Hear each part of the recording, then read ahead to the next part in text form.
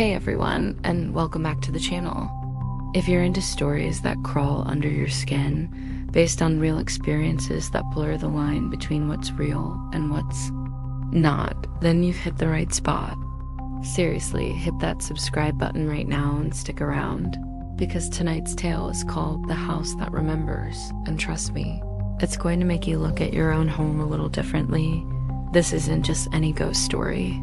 This is about a man who moved into a place that outright refused to forget the horrors it had witnessed. It's a story sent to me by a listener named Aaron, and what he went through is beyond chilling. So last year, Aaron was looking for a fresh start, and he found this old farmhouse.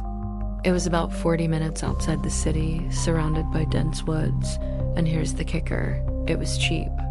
Like, suspiciously cheap.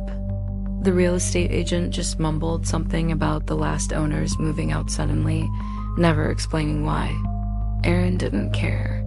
He just saw a quiet peace and a fresh beginning. The first few days, totally normal. The house had that typical old house smell, a mix of wood, dust, maybe a hint of forgotten dreams, but nothing spooky. Then, on the fourth night, he woke up. Not to an alarm, not to a storm, but to footsteps. Slow, deliberate pacing right above his head, in the room directly above his bedroom. Now, here's where it gets weird. There was no room above his, just the attic. He grabbed a flashlight, heart thumping, and crept towards the attic stairs. They creaked under his weight, each step sounding like a drumbeat in the quiet house. He pushed open the attic door, and a blast of icy air hit him. He shined the light across the dusty floor, expecting to see some old boxes or cobwebs, and sure, those were there. But in the far corner, clear as day, were a set of footprints in the dust. They definitely weren't his.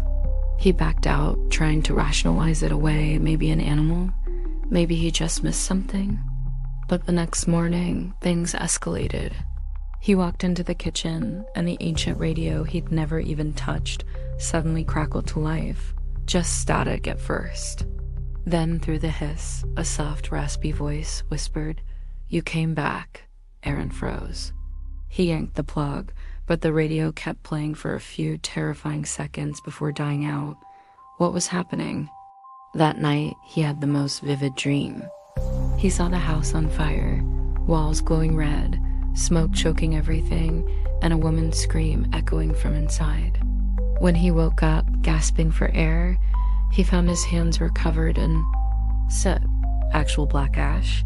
It wasn't a dream. That's when Aaron started digging. He researched the property, and what he found made his blood run cold.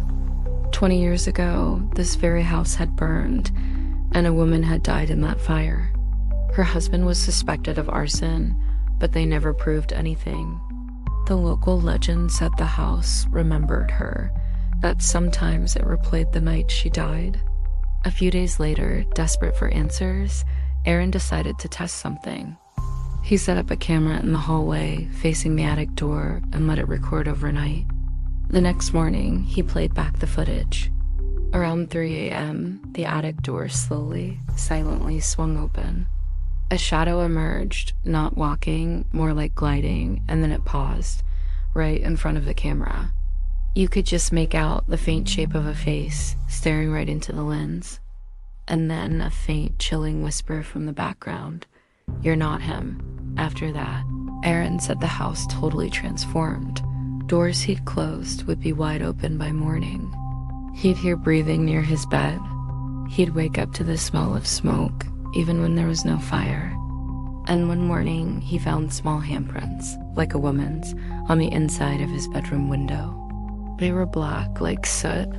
The final night he stayed there, he woke to the sound of a woman crying. He followed the sound, terrified, into the hallway. The attic door was wide open. Inside, the air felt thick, heavy, almost suffocating. He could faintly hear the crackle of fire, but saw no flames. Just intense heat and that awful smell again. And then a voice right behind him whispered, "Why did you come back?" Aaron ran. He ran out of that house and never, ever went back inside.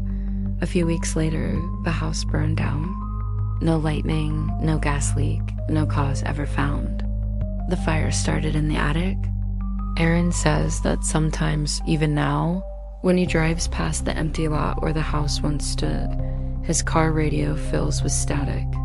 And through it, faint but clear, a voice whispers, "You left me here." Silence for a few seconds. If you ever move into an old house and it feels like it's watching you, maybe it is. Some houses remember what happened inside them, every single moment, every tragedy, and they don't always like strangers moving in. If this story sent shivers down your spine, please smash that like button and let me know in the comments. The house remembers. And seriously, keep your lights on tonight, because you never know what your own house remembers about you. Thanks for watching, and I'll see you in the next one.